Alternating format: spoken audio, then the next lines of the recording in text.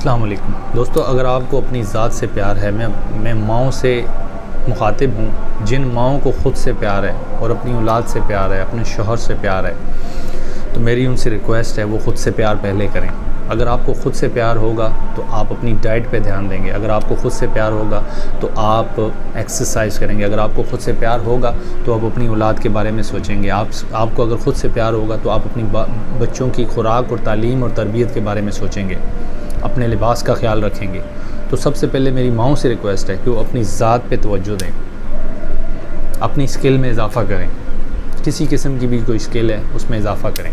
सबसे पहले मेरी माँओं से रिक्वेस्ट है, अपनी ज़ात से तवज्जो दें, अपने आप से मोहब्बत करें। अपना लिबास, अपना जहन, तालीम, एजुकेशन, इन चीज़ों पे तवज्जो दें। ख़ुद से मोहब्बत करें ताकि ये मोहब्बत का इजहार आपकी औलाद के लिए भी हो। ख़ुद से मोहब्बत करेंगे तो आप सारी कायनात में वर्जिश करें, ख़ुद से प्यार करें।